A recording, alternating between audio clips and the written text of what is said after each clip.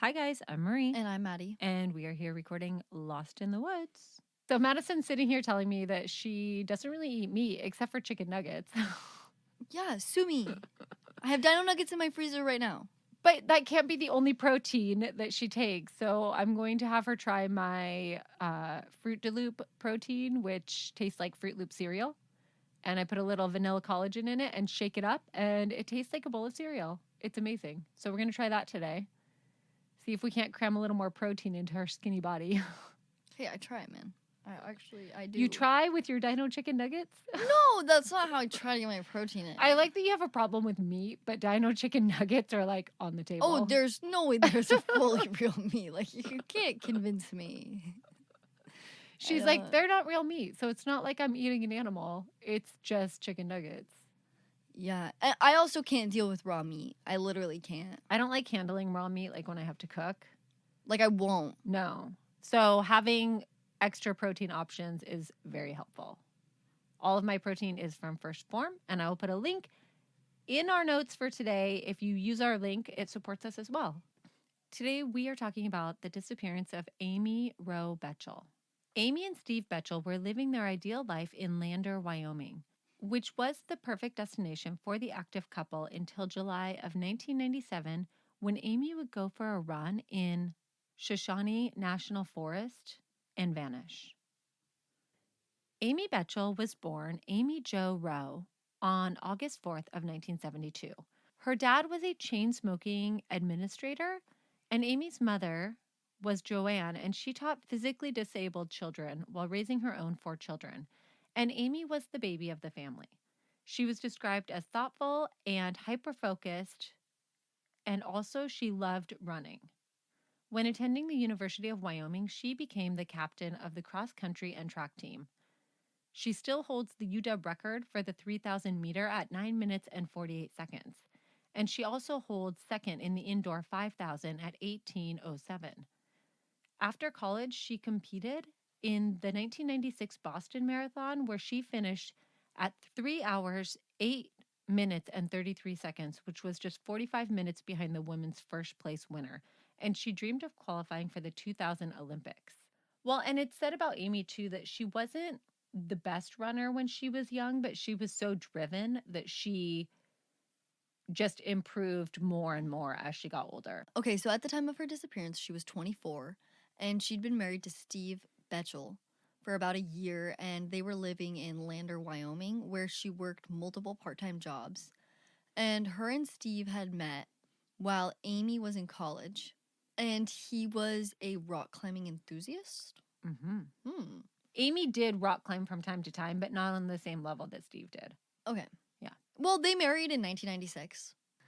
So, Lander was a great location for the pair as it had rugged terrain and was perfect for Steve's rock climbing and Amy's training. Yep. And they actually, Lander's like this small up and coming town that's really growing for outdoor enthusiasts.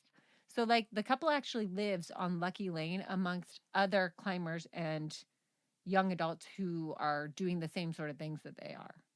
But Steve and Amy are getting ready to move because they recently purchased their first home. Like, they signed the papers on Monday, and Amy goes missing later that week.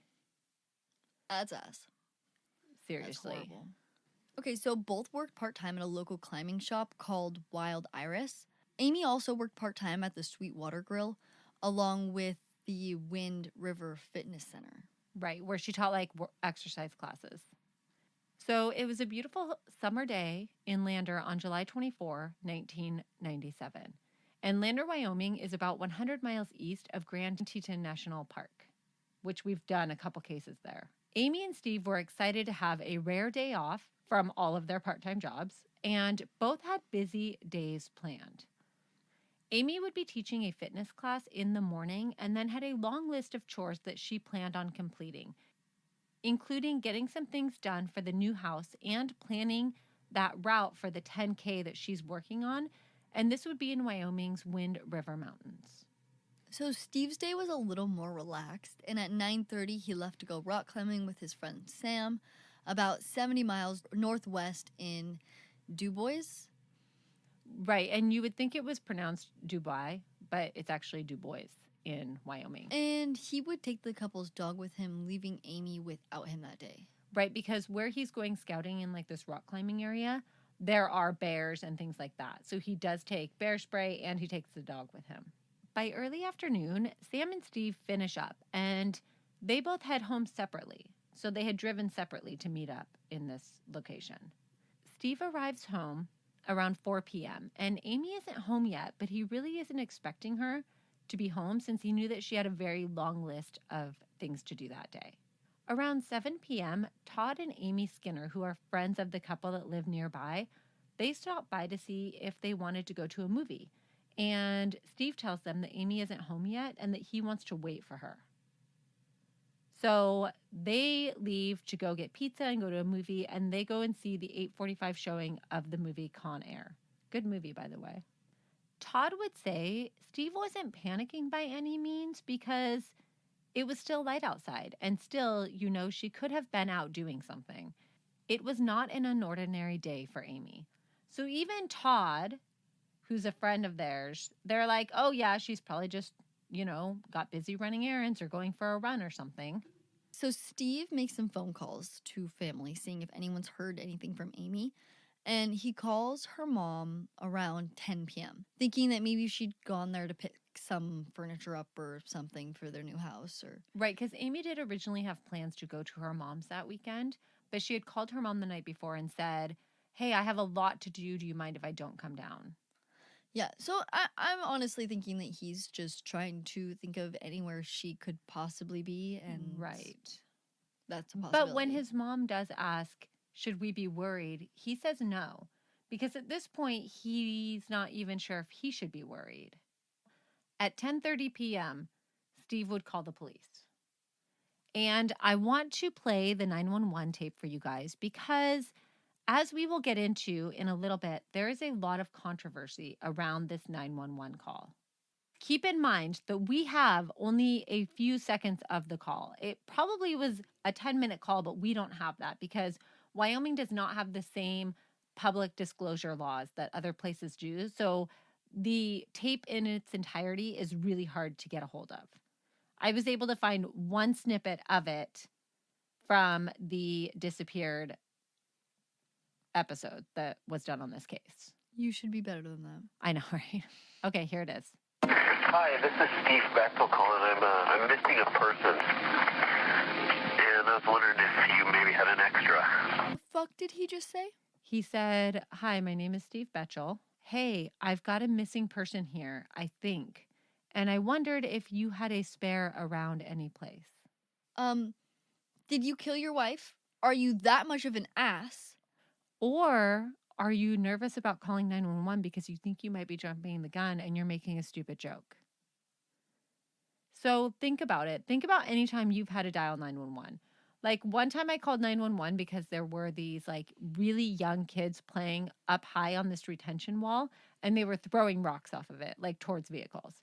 And when I called 911, which was kind of for a legitimate reason, like one, these little kids who are probably like 7 are in danger, and 2, they're throwing rocks at cars, I still felt really stupid for calling 911. I was like, yeah, so I don't know if I actually have anything to report, but like there's some kids that are on a wall.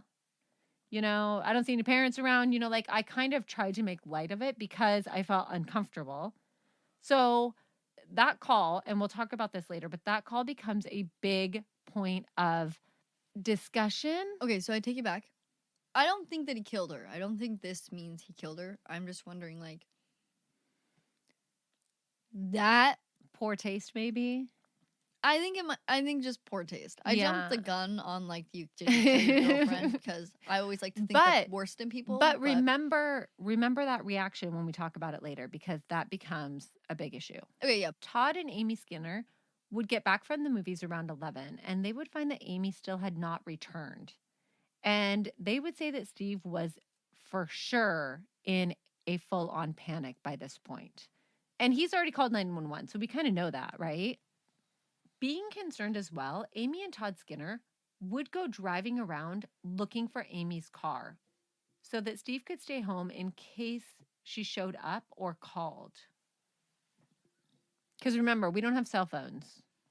Okay, it would be 1 a.m. when the Skinners would find Amy's white Toyota station wagon along Loop Road in Wind River Mountains, near the Shoshone National Park.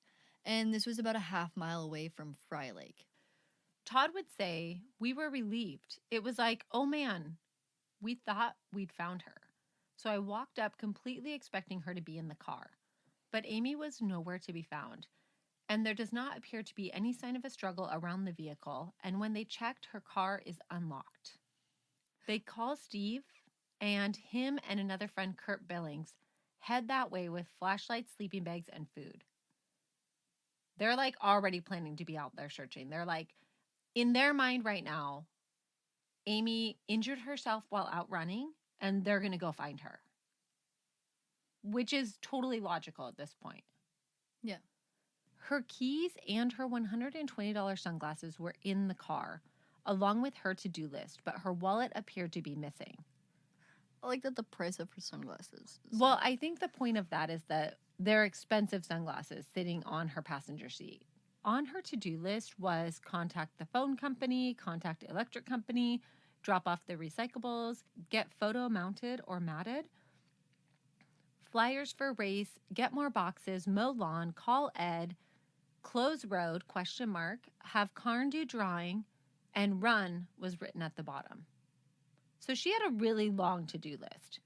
And run is not checked off, but so are some other items on her list.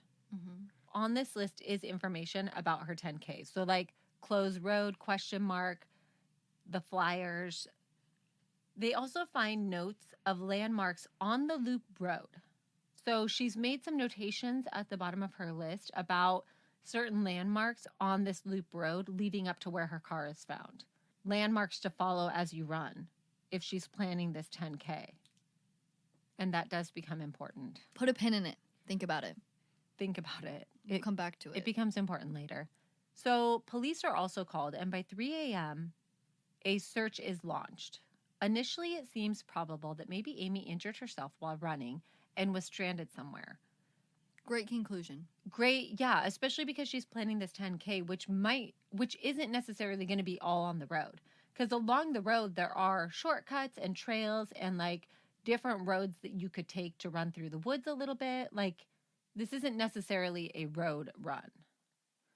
Now, if you're going to go missing, it is said that Lander would be a good place to do this, since there are experts in search and rescue in this terrain. Like, they do a lot of training. They have a lot of teams. Now, by day 3, there are more than 100 volunteers out in the wooded area in a 30-mile radius surrounding Amy's car. They're using ATVs, dirt bikes, horses, helicopters, and dogs, but they find no sign of Amy anywhere. So basically, they start with the road, right? Most probable. Then they fan out to the woods around the road. They still find no sign of Amy. They did find one footprint that was about the size of Amy's feet, but they are unable to confirm if it's actually hers or not, as the print gets trampled before police could take photos and compare. Okay, so July 29th, 5 days in. We're already 5 days in? Mm-hmm. Nothing happens in 5 days. Correct. So police change courses at 5 days Course. because... We're not going to like a new race car course. yeah, well, what if there's multiple courses that they were on? They're on one course, which is to find the missing runner.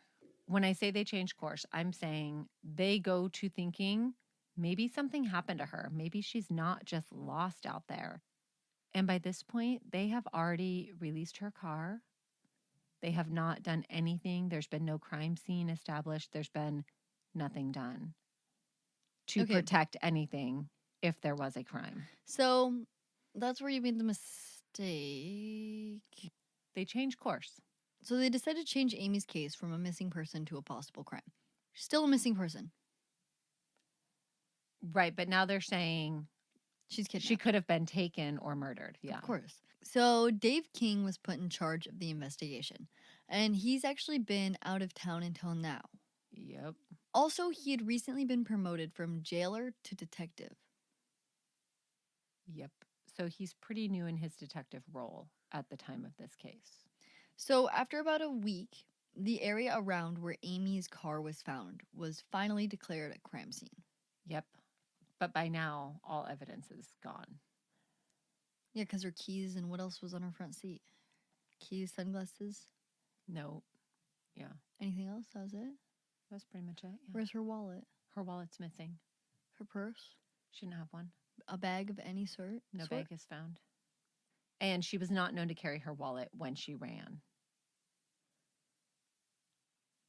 But should she leave the car keys in the car?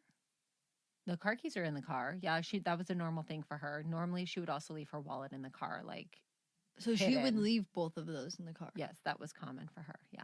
But also, the car has potentially been sitting in this spot on the side of the road for hours and hours before anybody finds it. So she could have left her wallet in the car, but we're going to talk about that later. Well, I'm just trying to see what the perspective of, like, changing the entirety of the investigation towards, well, she's been kidnapped versus just she's still lost in the woods. You know what I mean? So the only thing that really changes is now they start looking at suspects. They start looking at things as a crime scene. They process the car. They do things differently than if she's just lost in the woods. Yeah, that shouldn't have been off the table in the beginning. Correct, yeah. Some would believe that the position of the car is strange. It wasn't in a easy turnout nearby? Yes. So where her car is, right next to her car is a really easy turnout where you could have parked your car. But her car's not parked there. Instead, it's like wedged next to a tree in a much smaller space that people thought seemed an unnatural place for her to park. But by now, the car has been removed. No pictures were taken. And we only have the word of the people who were on the scene initially who thought it was a strange place to park. And it would not be until now, when they decide that this is a possible crime scene, that they start to dig into Amy's day and start interviewing people, including potential witnesses. But with the potential witnesses, it's been 5 days, so you've lost all of them. It's been more than 5 days at this point, I'm sure. It's probably been like 8. Their credibility probably isn't even. No, because memory doesn't work that long. And also, people are gone. People aren't going to realize that they were in that place at the same time. But initially, they are very sure, I believe, that they are going to find Amy just out there injured, not that something could have happened to her. When looking at Amy's movements, they find the last known sighting of her running errands is around 1:30 p.m. when Amy stops at a local camera shop called Gallery 331. She is looking to frame a picture that she is planning to submit to a photo competition.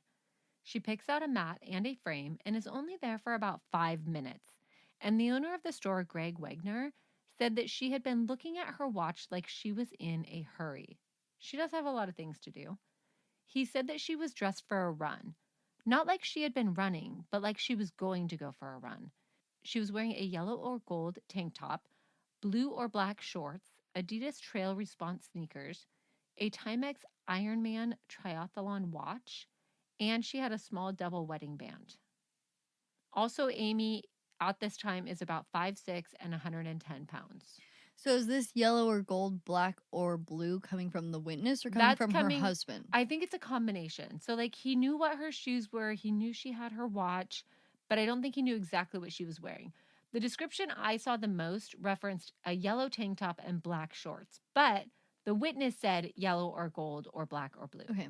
Police could find no verified sighting of Amy after this stop, and they believe that she had gone from there to Shoshone National Forest where her car was found. And this would have put her there where her car is found around 2-ish. And then we have some eyewitness reports. A witness would come forward saying that she was hiking in the area where Amy went missing when she'd seen a blue pickup truck with a man and a blonde woman driving at a high rate of speed down the mountain road. The truck matched the description of Steve Bechtel's truck, but she was unable to conclusively identify the truck as Steve's. Yeah, assuming they did like a photo lineup or something, and she couldn't say for sure if it was Steve's truck. But it does match the type of truck. But we're also in Wyoming. Yeah.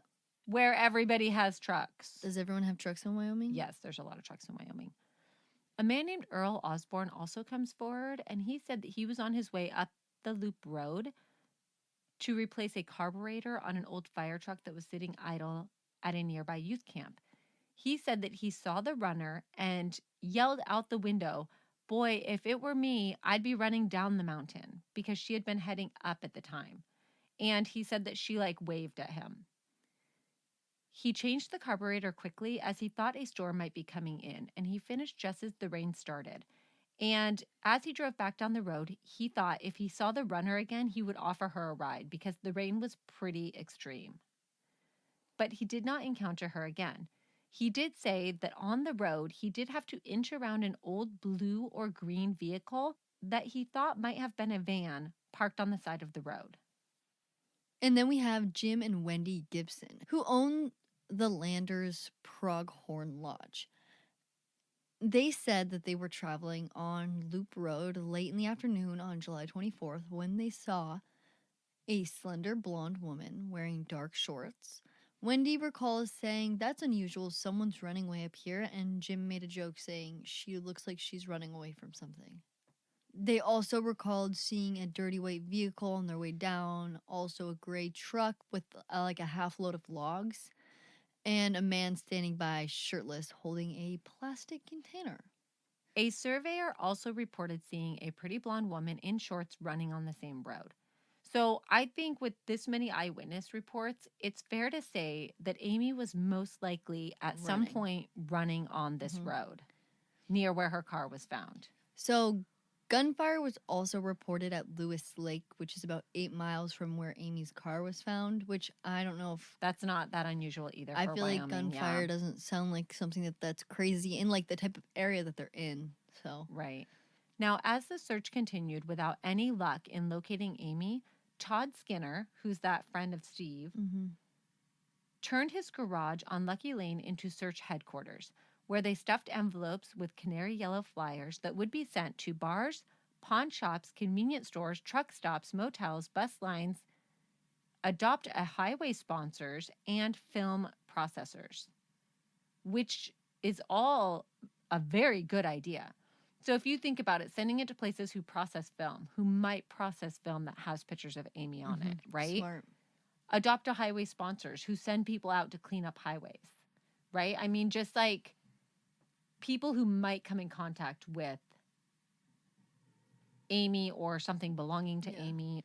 Steve would say, "This sounds strange, but we hope that she's been abducted. With that option, there are unlimited scenarios. One is that she was grabbed, raped, and killed." He clears his throat and says, "We think that is unlikely, though. We think she is still alive, being kept alive, and has left the area. Maybe she has amnesia. That is why we're making this a nationwide search." And as you can guess, Steve is pretty quickly identified as a person of interest in Amy's disappearance. Naturally. So on August 1, they block off both ends of the Loop Road and set up checkpoints to interview people traveling along that road. Something they probably should have done right away. Yikes. Also on August 1, they bring Steve in for an interview and tell him that they have evidence that he killed his wife and they want him to take a polygraph right now to prove that he didn't. And he does initially agree to this, but at this point, Steve has cooperated with 4 police interviews, and after being accused with the statement of evidence, Steve gets a lawyer who advises him not to get a polygraph and to stop talking with police without an attorney present. It's pointless. Well, it's just so unreliable, and if you fail that polygraph, police are just going to focus more in on you, even if you didn't do anything. Sheriff... I think I could lie on a polygraph test. I really want to know if I can. Does anyone have a polygraph? I want to try it. Sheriff David King said, "Statistically, he did it.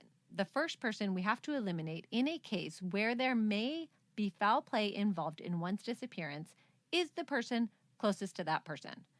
Which I sort of agree with, but you can't say I don't like his wording. He Statistically, did it. he did it. Yeah. Statistically, he did it? Well, and statistically, I think only 1 in 3 women are killed by their spouse. So maybe not statistically he did it, but hey.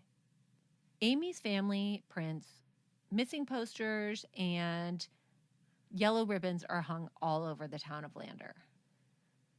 By the 8th day of searching, search and rescue starts to pull off of the mountain.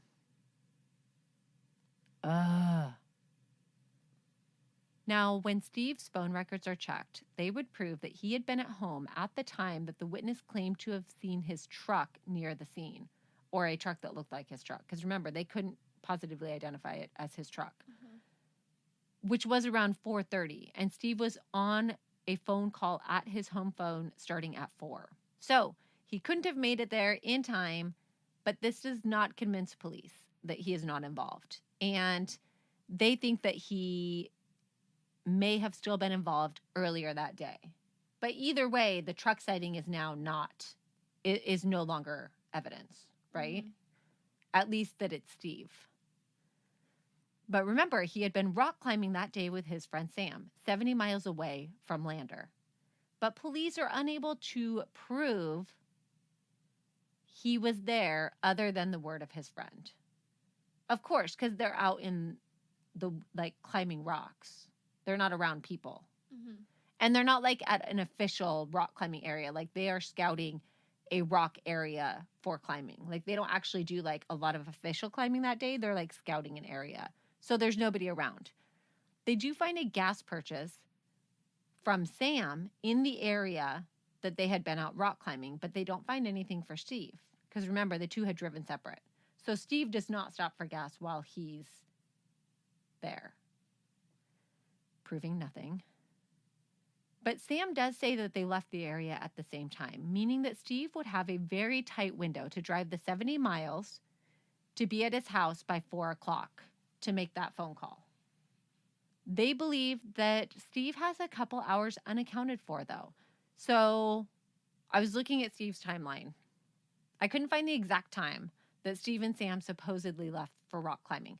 The only thing I could find is that it said early afternoon. To me, that suggests 1 or 2 p.m.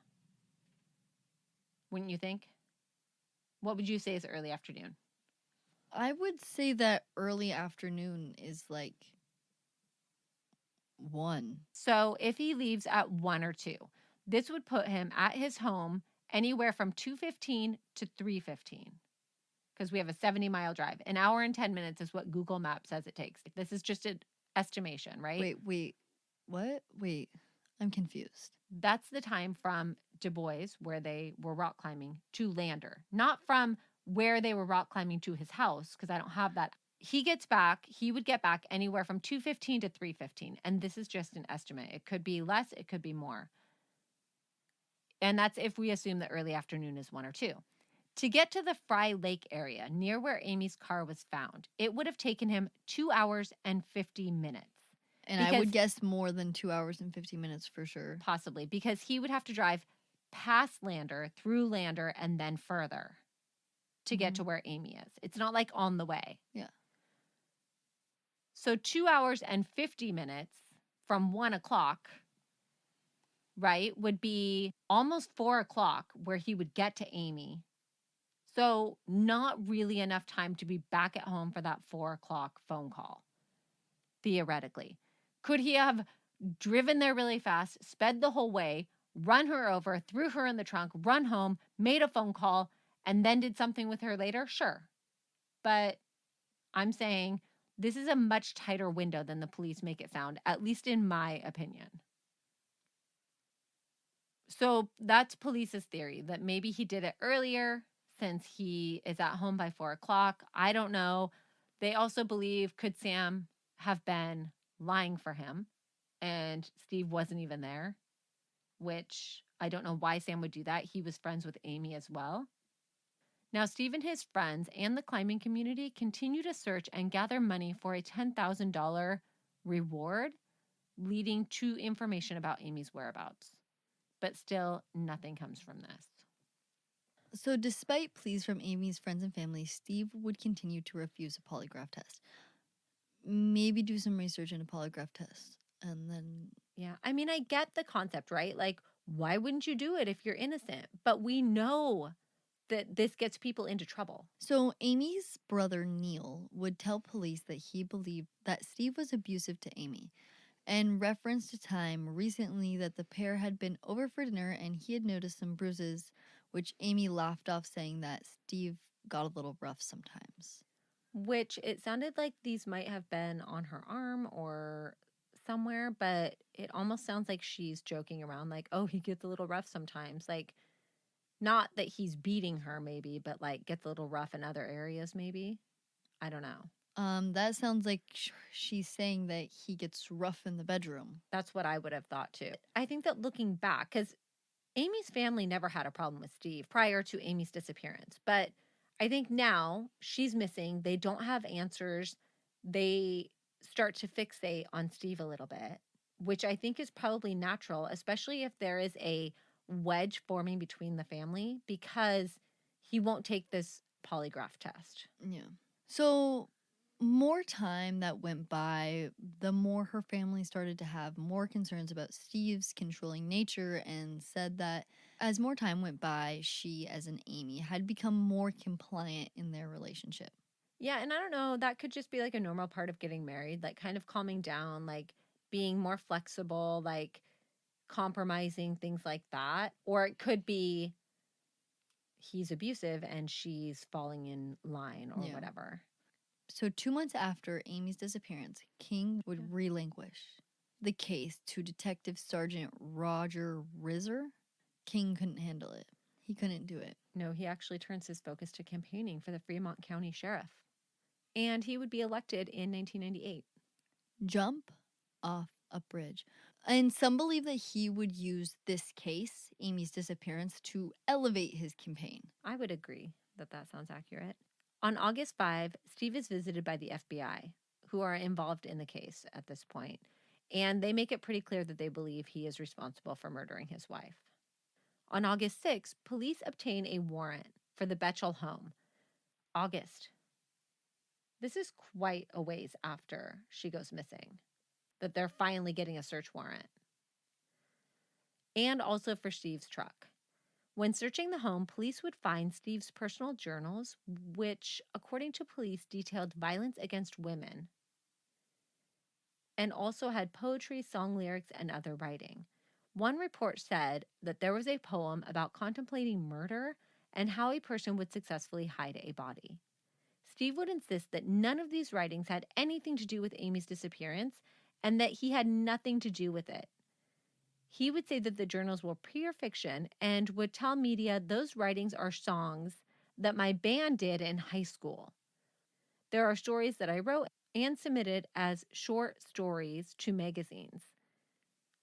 It's sort of trashy, but a way to get rid of my feelings. You know, if I can write them down, they are gone.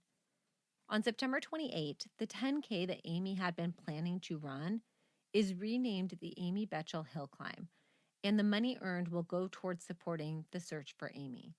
The run is a 10K from Bruce's Bridge to Fry Lake, and more than 150 people turn out to run, including Steve and Amy's mom and sister. Steve would address the crowd saying, Amy has wanted to do this race for a couple years. She was always told that the only people who would show up would be 8 of her former track teammates.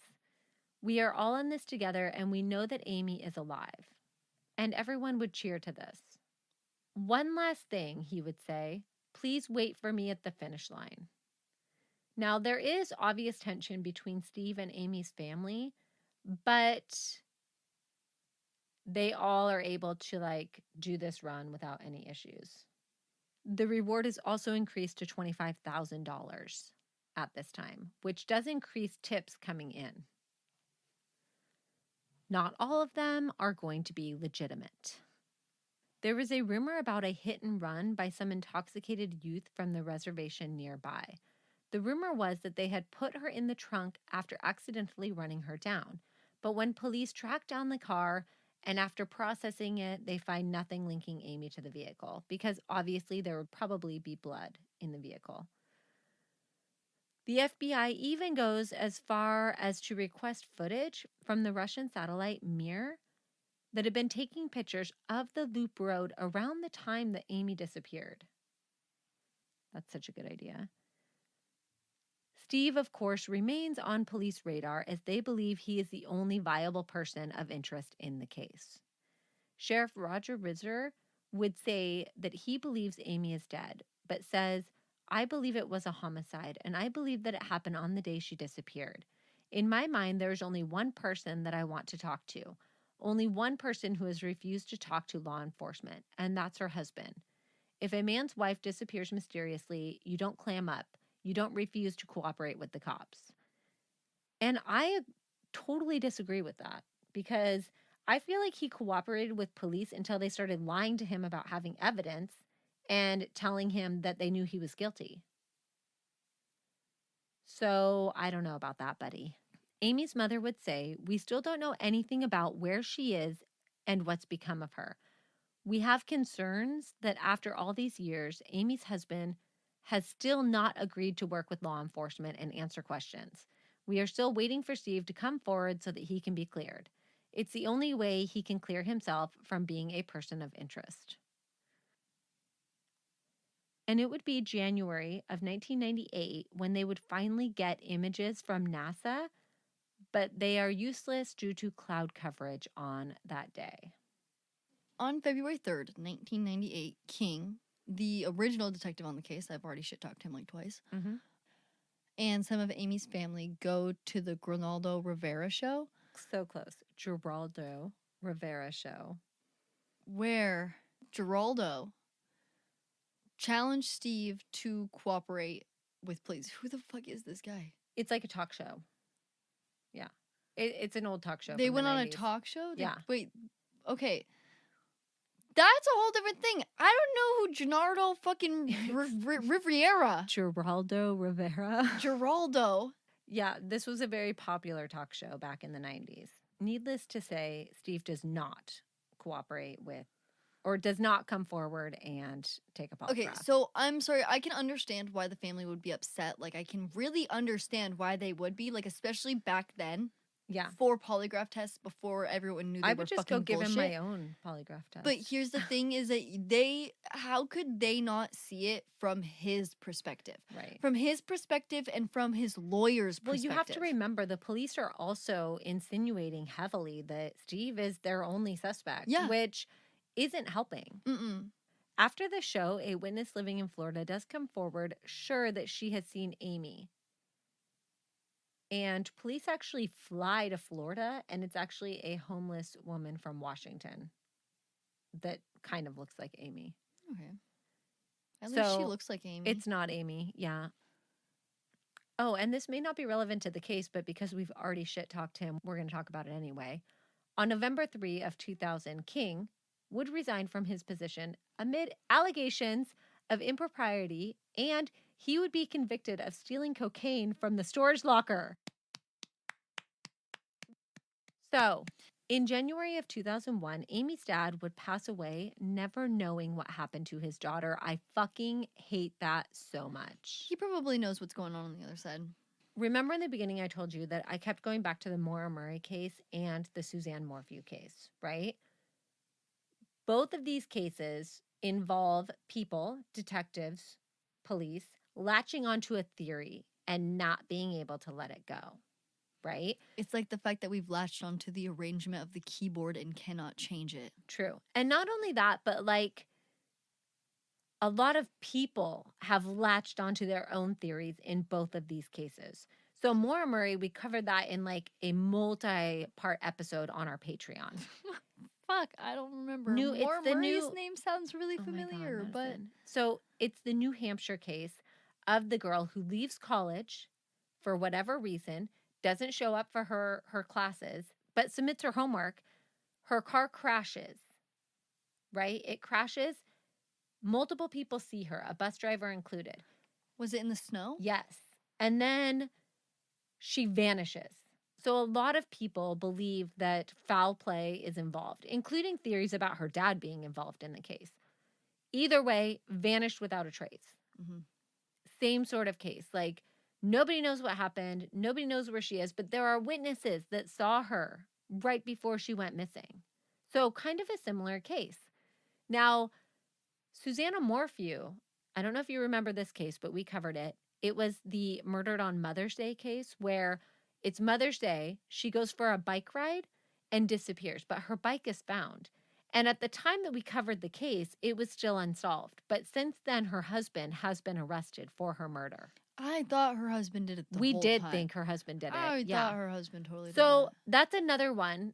We have a bike rider, same sort of thing, very, very athletic, versus a runner, same sort of thing. So in the Moore Murray case, it was pretty sure our conclusion was a stranger took her. Well, we thought the most likely was either she wandered into the woods to avoid the police because she had been drinking and driving, or we believe she had been drinking and driving. Remember, there was wine spilled in the car, and there was a bottle under the car that had wine in it as well. Or two, she was abducted by a murder of opportunity. Yeah. But remember, we also think she was driving out to meet up with somebody. So there's a lot more theories in that case. Yeah. For sure, a lot more theories in that case.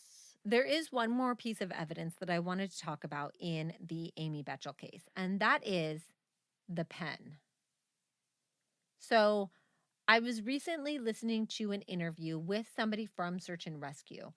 And this interview was on the Frozen Truth podcast. They covered this case too. And it almost sounded like an accident, but he was describing how Search and Rescue search along close enough to each other where they could see a pen in between each other. So in a more dense area, you would have to be closer to see that pen. In a more open area, you could be further away in order for you both to be able to see that pen. And as he's talking about it, he says, I mean, we were literally looking for a pen, a green pen. And the host of the podcast says, wait a second, what about a pen? I don't remember hearing anything about a pen. And he kind of like waffles around for a second. And then he said that they were looking for a pen that was very distinctive. And when they found this pen, Steve said that it didn't belong to Amy, that it was the wrong color, but it was the exact type of pen that Amy had been using. So they were looking for a green pen, and this pen was blue. But it is found about 1 to 2 miles north of where her car is found, and it's right off of the side of the road. Maybe like somebody threw it. And it's about a $6 pen, so it is an expensive pen. And not only that, but the pen from her car is missing. So kind of weird, kind of something that I did not see anywhere in any of my research until this search and rescue person brought it up during his interview with the podcast. So I feel like if she's someone who owns a $6 pen, she probably has a multitude of pens. Right. Well, not only that, but her pen is missing. And because Steve is like, no, her pen wasn't blue, it was green. Why would she have a pen? Because she had her to-do list in the car. But she was making notes as she was driving along this road. But the pen is gone. And the pad is still in there? Yeah. The paper's in there, but the pen is gone. But he says it's not the right color, but I tend to think it probably is her pen. Was it tested against the stuff, or does Steve just say it was the wrong color? I don't think it, they bagged it and sent it in, but her fingerprints were not found on it. Okay, but they should have tested it against the pen that was drawn on the fucking piece of paper. I'm not sure that ever happened. And when this podcaster was talking to somebody else related to the case, they had not heard about the pen. What color was she writing with? Well, the pen is just like either blue or black ink, but the outside of the pen is green. So okay, it's not the color of the ink. Then that's a whole different story. That's a whole different story. If it's just singular, the outside of the pen and her pen was green, that's a different story than the ink being blue versus green. I find it hard to believe that this wouldn't be her pen. We're missing a pen in the car. Here's a pen that's the same kind of pen. I think it's more likely that Steve was confused about what color the pen was than this pen belonging to somebody else randomly, and her pen is also missing. They also found a random tennis shoe, but it couldn't be linked to Amy. Like, it didn't match the type of shoes that she was wearing. But it is weird that they found a random tennis shoe. But while searching, they did find over like 700 pieces of evidence, like garbage and things in their search area. So either way, if the blue pen does not belong to her, then where is her green pen? Because we know she was making notes as she was driving along this road. There are landmarks noted down that line up with her route that she drove to get there. So where's her pen? Somebody steal her wallet and her pen? Maybe. I don't know. It's a weird thing to steal and leave the $120 sunglasses, but okay. Theories in this case. We have the hit and run theory, which I find kind of hard to believe because if you ran somebody over, why would you take the body with you if nobody saw you do it? Why wouldn't you just take off? Hit and run? Yeah. How likely do you think that is? Well, it's not a hit and run. Okay. There's no way it could be a hit and run. I mean, it could be, but I doubt it. Well, it's not a hit and run if you take the body with you.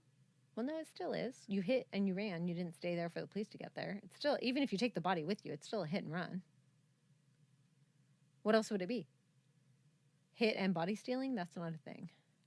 Fatal animal attack? No. I don't know. This isn't like a child going missing where they could drag a body away, right? Like, I feel like there would be some sort of evidence if she was attacked by an animal. Also, there hasn't been any real cases in this area. There's been a couple bear incidents, not nearby though, but there are mountain lions and bears in this area. Taking off to start a new life, I think, is very unlikely in Amy's case. She's really close to her family. She had exciting things going on in her life. She was making plans. She was recently married. She had just bought a house. And she has no history of mental issues that might have led to her having a psychotic break and like taking off or not remembering who she is. Yeah, I don't think so. Yeah, no one in Amy's family thinks that this could be a possibility. Then we have crime of opportunity, which to me does seem plausible. Right? Amy's running along the road. Somebody happens to come along. We know it's a very small percentage possibility. We talked about that in the Maura Murray case. But it's still plausible that somebody could have seen her and taken the opportunity to take her. Yeah, 100%. The other theory we have is the husband. What are your thoughts on the husband being involved in this case? I still think it's plausible, but I do think that the police focused in on it so much that they ignored other possibilities. Yeah, and I also he just looking at photos of him with her and looking at photos of him by the way, he still lives in Lander to this day. He's remarried, he owns a gym, he's got a couple kids. He did not run away and hide. He has the support of a lot of the community. But then he also has people that think he's guilty. Look at him sitting on that car. Look at his little outfit. I know. He did say at one point that he wishes he hadn't taken the dog with him that day, because if Amy would have had the dog, it could have made a difference. Ugh. Yeah, I mean, obviously anyone can murder anyone despite what you look like, despite... Oh, 100%. We know that. Yeah, we know that. Any of that stuff. One thing that some people believe police ignored because they were hyper-focused on Steve. And that is a possible suspect in this case. And that person is Dale Wayne Eaton. Who they never considered. Or the Great Basin Killer. Now, in 2003, DNA would connect Eaton to a 1988 murder. 1988. So that's not far from the time of Amy's disappearance. Okay? Mm-hmm. So on March 25 of 1988, Lisa Marie Kimmel would be driving from Denver to Billings, Montana, to visit her boyfriend, but she would never make it there. And her body would be found by two fishermen 8 days later in the North Platte River near Casper. She had been bludgeoned and stabbed 6 times. Lisa's family would later find a note on her grave saying, "Stringfellow Hawk." But no one seemed to know what it meant or who had left it. In July of 2002, DNA collected from Lisa would be matched to Eaton, And also the handwriting from the note on her grave would also be linked to him. And it is believed that he kidnapped her from a rest stop along the way in Waltman, which is about an hour and a half from Lander. So then he killed her. So we know that he is committing crimes in the area that Amy went missing. But wait, after searching his home, police find numerous clothing, purses, and personal items belonging to other women. Items that they cannot identify. Along with that, they also find newspaper articles about missing and murdered women. Red flag. Lisa's car is also found buried on his property, still bearing her custom license plate that said Little Miss. He would refuse to talk to police and was sentenced to life in prison for the murder of Lisa Kimmel. Now, before he is caught, before DNA connects him to that crime, 1 month after Amy's disappearance, 1 month, he would try to kidnap an entire family who was having car troubles along Interstate 80. This would be Shannon and Scott Breeder. They were traveling with their 5-month-old baby Cody at the time, and Eaton had stopped to offer help. He would have Shannon drive his green 85 Dodge van, and after pulling a gun on the family, he would command her to drive south into the desert. But she would not do this, and instead she would hit the gas and turn in a circle, allowing her husband to jump out of the car, which would lead to a battle between the two, and Eaton would end up getting stabbed with his own knife before jumping in the van and speeding away. Okay? Eaton would spend 99 days in jail and get 2 years of probation. Just kill them. But Kill them. But due to state law, his DNA would be taken at this time when he is convicted and would lead to the future match for the murder of Lisa. Good job. You saved his DNA so that you could test him when he killed someone else after you let him out of prison. Well, and they only took his DNA because it was state law at the time, too. So, Yeah, like what the good fucking job. This attempted kidnapping was less than 3 hours from Lander. So Amy goes missing. Then this couple tries to get abducted, and then Lisa gets murdered. So yeah, he probably got her. Now, Eaton's brother, Richard, had actually called police saying that he suspected his brother and knew that he had been camping at the Burnt Gulch area at the time that Amy disappeared. But police at the time had dismissed his suspicions. Oh my God. So this guy totally did it. This guy totally fucking did it. And I don't know if this is because they were focused on Steve or Yes. because they didn't believe him, because Eaton's niece would actually say that he was visiting her in Greenlee, Colorado at the time of Amy's disappearance. But it is unclear if police were able to prove either way where he was. But he refused to cooperate with police when he's looked at way later for the murder. So the note of the brother calling in is in the original report, but nobody follows up on it, it sounds like. His property is also 2 hours from Lander. And he has camped in the area multiple times with his family. And his brother could even describe a beaver dam and other landmarks in the area, because when he called police, police were like, well, nobody camps in the Gulch area. Like, that's not where, like, people camp at Fry Lake or they camp at other places, but not the Gulch area. And he's like, no, we used to camp there because we used to go hunting there. Like, and he could describe landmarks in that area. They're like, well, you can't even drive down to where you're talking about. And he's like, well, you used to be able to. So I can tell you right now, my brother would go there and he would hike down to where we used to camp. Yeah. When asked about Eaton, Joanne, Amy's mother, said, though I am constantly aware that he may be responsible for Amy's disappearance, it is very difficult to allow my mind to dwell on this, knowing what he has done to his victims. Knowing what has happened to Amy or who's responsible is constantly in my thoughts, which makes me very frustrated and angry. And it has taken me a long time to learn to live with this, and there are days when it overwhelms me. No kidding. Can you imagine? Now, after Amy's disappearance, Steve does move to Utah, and he has Amy declared dead in 2004, 7 years after Amy's disappearance. And he would eventually remarry and move back to Lander. So like I said, he currently lives in Lander, owns a business there, has a family there.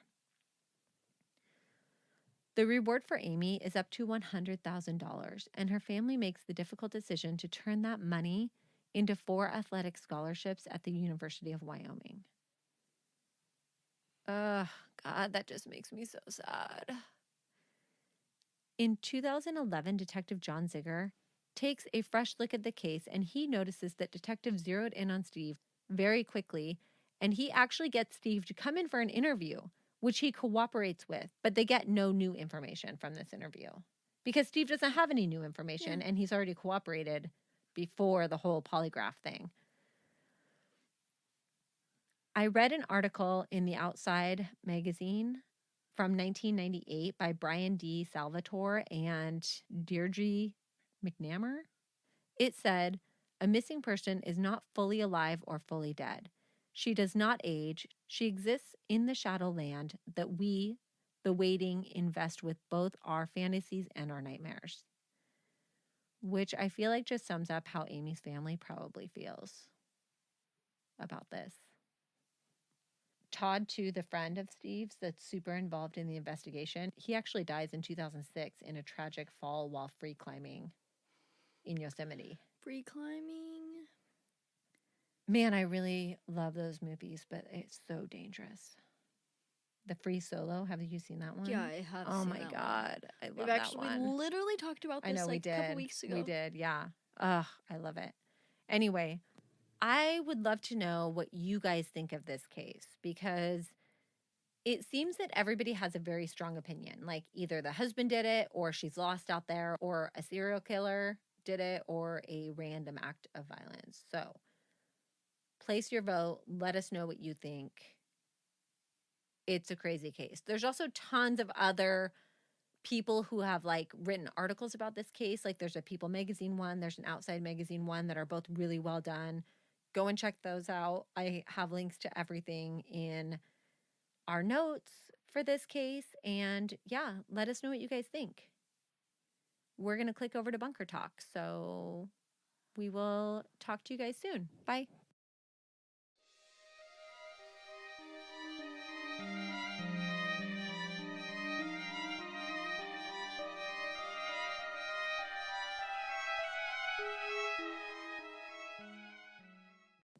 I don't have any answers for you. Guess who's a regular at my coffee stand? Who? Jubal from Brooke and Jubal in the morning. Really? Yeah. That's actually really funny. Isn't that funny? He came through and one of the coworkers was like, "You getting your regular Jubal?" And I look over and I was like, "Yeah, that's him." That's so funny. Yep. Hello, hello. I have breaking news. What's your breaking news? So I saw a TikTok, of course. Maddie was on TikTok. I knew my mom was already news. gonna say it, so Maddie that's was why on I said TikTok. that. What? Whenever you told me what it was, I'd be like, "Did you hear that on TikTok?" Yeah, no, literally. So I knew you were already gonna say that. But people have been talking about that their Amazon subscribes them to different like channels, like different subscriptions, different like show subscriptions and shit. Okay. And a bunch of people have found this out, like just their different shit that they're subscribed to. And Amazon says that sometimes they just subscribe their users to these things for free trials, and then when the free trial runs out, they just charge their card. Amazon. I don't think you can do that. Mom, they fucking can because they've been doing it to me. I've been being charged for Noggin. I ended it, so I don't know how long I've been being charged for it, but I had a whole ass subscription to Noggin. How did you not notice that? Because I just get like my Prime charges and stuff from Amazon, but I didn't realize that I've been getting an $8 charge every month from Noggin, which comes up as an Amazon charge to my card. So like I have a couple different like I have my like gummies and stuff that come automatically. Right. You So have when some in the closet upstairs, by the way. Sick. Isn't Noggin like a kid's TV? Yeah, it fucking is. It has like Paw Patrol on it and shit. But I've just like when I kept seeing this random $8 charge, I just thought it was like one of my vitamins or something that just comes every month. But it hasn't been. It's been a fucking subscription to Noggin. See, I'll get like a notification whenever I have like a charge on Amazon. And if I didn't order something, I immediately go to Amazon and I'm like, what the fuck is this? What did I order? what is this? And randomly, like 2 weeks ago, I got like a $39 charge from Amazon. So I went to Amazon and I'm like, What is this? what the fuck? And I couldn't find it. I messaged the customer service and say that I want to call back right away. Mhm. Somebody calls me and I'm like, hey, I just got this $39 charge from Amazon, but I can't find any $39 charge that I have made recently.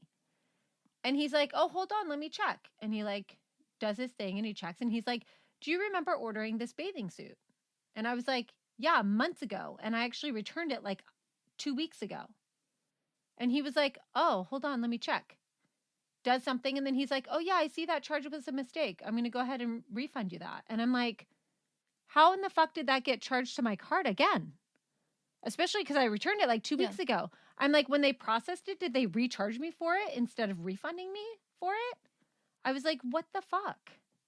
Don't trust Amazon. Check your Amazon account. Look in your Go account look settings right now. Go look in your account. Go to membership and subscriptions and look through those goddamn subscriptions because I was literally being charged $8 goddamn dollars a month for a kids TV subscription. Not even good kids TV either. No kidding. Or anything that you probably ever watched. No. Another thing too, Prime no longer means 2-day delivery.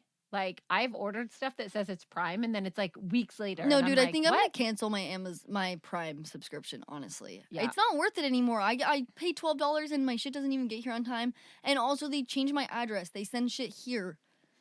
When I click my address in Kirkland, Well, they send it fucking here. I've gotten in the habit now of double checking everything that I find on Amazon, checking to see if it's cheaper elsewhere because lately it has not been cheaper on Amazon. No.